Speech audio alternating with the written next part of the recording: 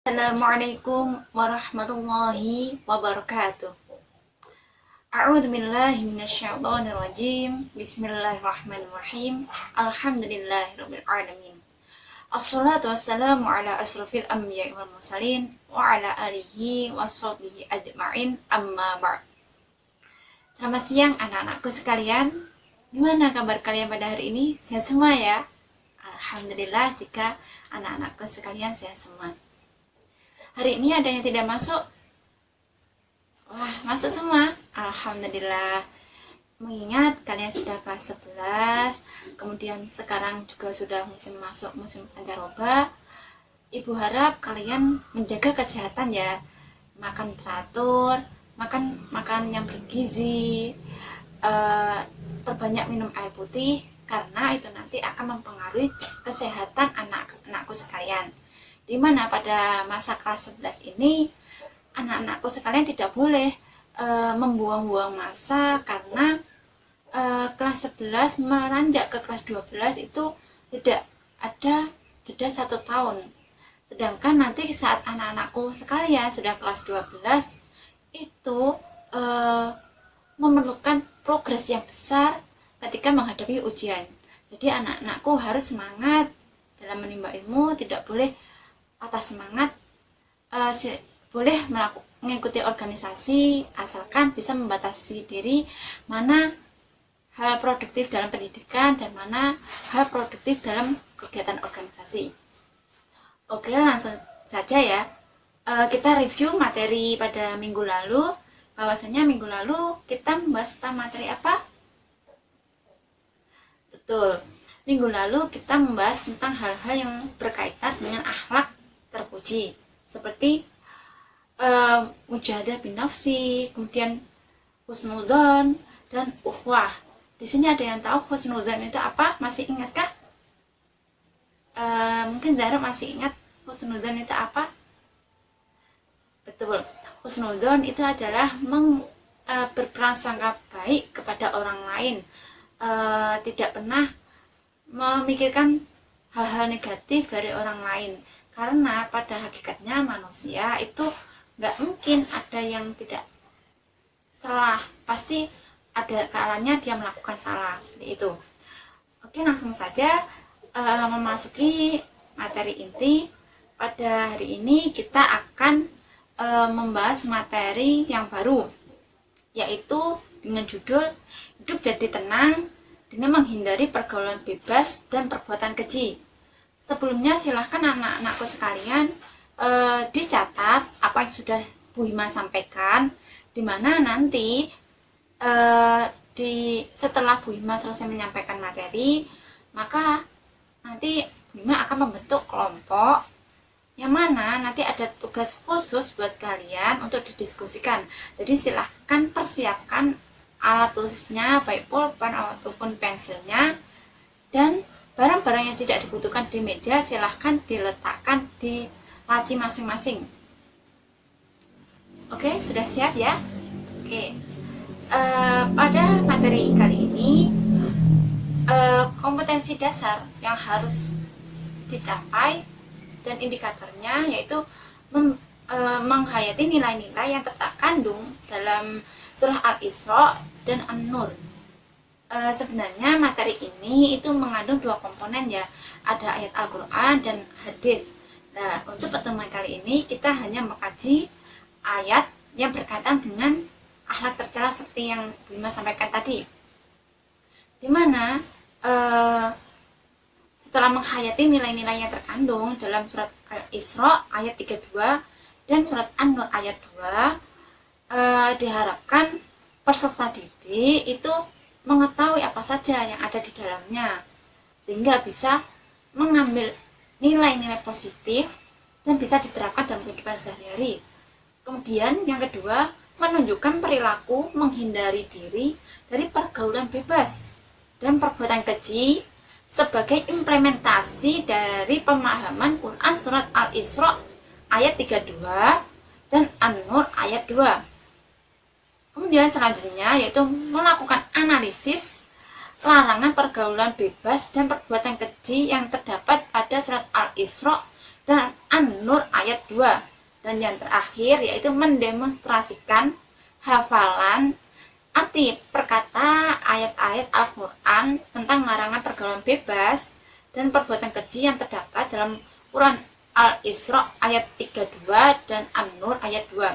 Jadi nanti pada penutupan Bu Hima akan memberikan tugas kepada anak-anakku untuk menghafal surat yang ada dalam bab ini. Jadi minggu depan silahkan kalian setorkan seperti tugas-tugas sebelumnya, yaitu wajib menyetorkan surat yang dihafalkan sebagai nilai tambahan. Oke? Siap. Langsung saja ke materinya ya. Sebagaimana yang kita lihat di media sosial, di berita, di televisi, bahwasanya pergaulan bebas pada masa kini itu merupakan hal yang lumrah diangkat di media sosial, seperti adanya perzinaan, adanya pertikaian antar pelajar, adanya perampokan. Hal itu kenapa terjadi? Karena banyak orang yang tidak memahami apa yang terdapat dalam Al-Quran dan hadis. Sebenarnya mengenai kehidupan ini di dalam Al-Quran dan hadis itu sudah dibahas dengan rinci apa saja yang boleh dilakukan dan apa saja yang tidak boleh dilakukan. Dan berkaitan dengan pergaulan bebas ini, seperti apa yang sudah Bu Hima sebutkan tadi, bahwasanya di dalam Al-Quran terdapat banyak hal yang mengkaji ataupun membahas tentang pergaulan. Tetapi pada kesempatan kali ini Bu Hima akan mengajak teman-teman, anak-anakku sekalian untuk mengkaji materi tentang surah Al-Isra dan surah An-Nur. Yaitu silahkan anak-anakku mengeluarkan Al-Qur'annya dan dibuka surat Al-Isra ayat 32. Oke, sampun. Silahkan Nimas dipimpin teman-temannya untuk membaca surat Al-Isra ayat 32. Oke, terima kasih. Seperti yang dibacakan oleh Nimas, bahwasanya wala taqrabuz zina innahu kana fahisyatan wa sa'a sabila. Dan janganlah kamu mendekati zina. Sesungguhnya zina merupakan perbuatan keji dan suatu jalan yang buruk. Wala taqrabuz zina, dan janganlah kamu mendekati zina. Mendekati zina itu saja dilarang, apalagi melakukan zina. Di dalam Quran surat Al-Isra tersebut sudah jelas bahwa wala taqrabuz zina, mendekati saja itu hukumnya haram, apalagi menjalankannya. Makanya di sini mari kita telah bersama-sama maksud dari wala taqrabuz zina innahu kana fahisyatan wa sa'a sabila. Yaitu dalam ayat tersebut banyak para ulama yang mengkaji bahwasanya dalam kata wala taqrabuz zina itu merupakan sebuah tekanan bahwasanya hal itu akan berdampak buruk apabila seseorang melakukan. Mendekati zina itu bisa saja mendatangkan hal-hal negatif kepada orang yang melakukannya. Apa saja perbuatan yang mendekati zina itu? Itu yang pertama, berkholwat. Apa sih berkholwat itu, Bu? Berkholwat adalah berdua-duaan antara laki-laki dan perempuan yang sudah balik, di mana itu berdua-duaannya di tempat yang sepi. Dan hal itu nanti pihak ketiganya adalah siapa? Setan, betul. Kemudian yang kedua yaitu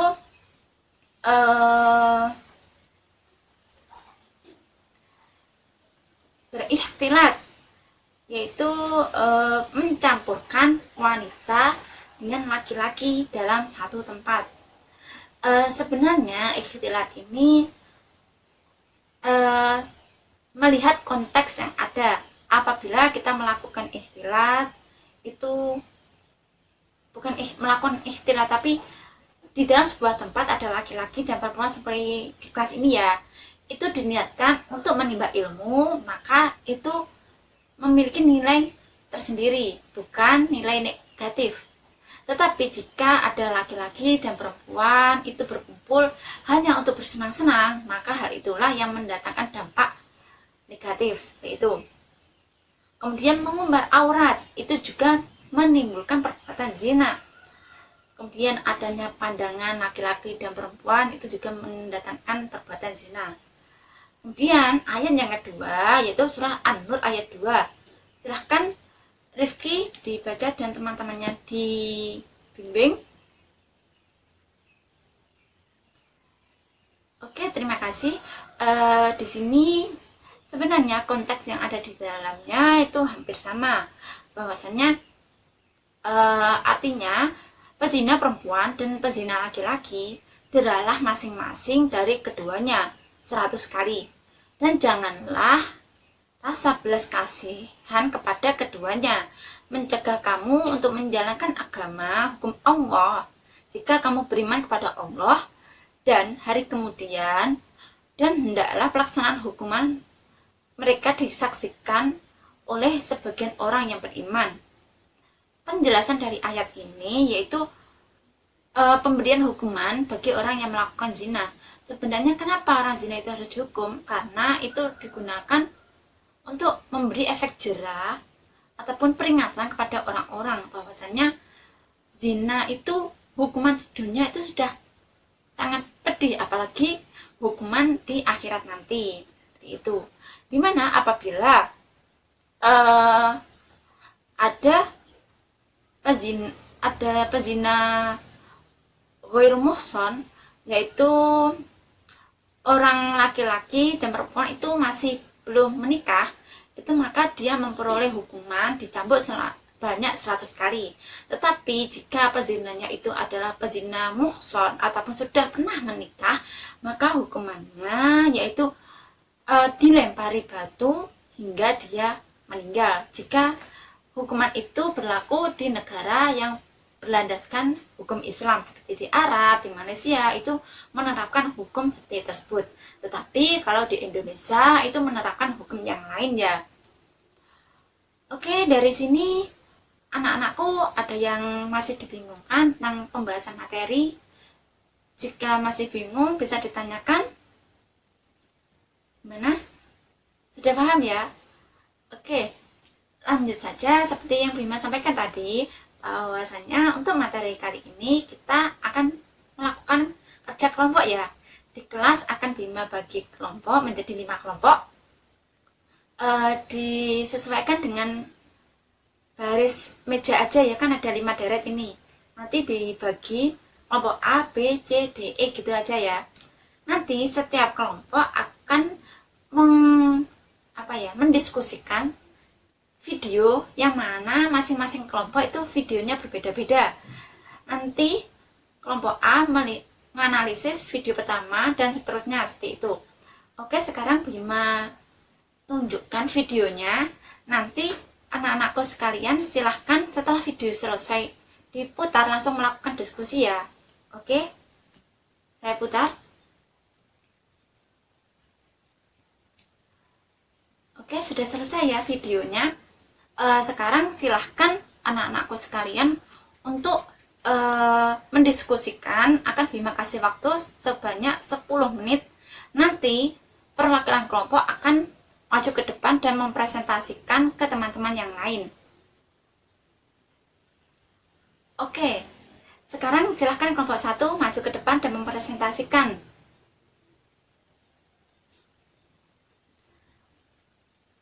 Terima kasih, tepuk tangan untuk semua kelompok. Jadi dari penjelasan dari teman-teman kalian bahwasanya memang dalam menanamkan nilai-nilai pengetahuan terhadap perbuatan positif dan negatif seperti pergaulan itu sangatlah perlu. Dimana jika sejak dini kita sudah mempelajari apa sih dampak positif dan apa sih dampak negatif dari pergaulan itu, maka nanti saat dewasa anak-anak kalian bisa mengetahui nilai positif dan nilai negatifnya. Oke, seperti yang sudah Bima sampaikan tadi, bahwasannya silahkan untuk PR ya, menghafal ayat dan artinya yang sudah Bima sampaikan, dan minggu depan silahkan maju ke depan untuk menyetorkan hafalan pada 2 ayat tersebut. Dan cukup itu PR-nya. Dan ada yang ditanyakan? Tidak ada ya? Oke, mungkin cukup sekian pembelajaran pada hari ini. Apabila ada kurang lebihnya, mohon dimaafkan. Wabillahi taufiq wal hidayah. Assalamualaikum warahmatullahi wabarakatuh.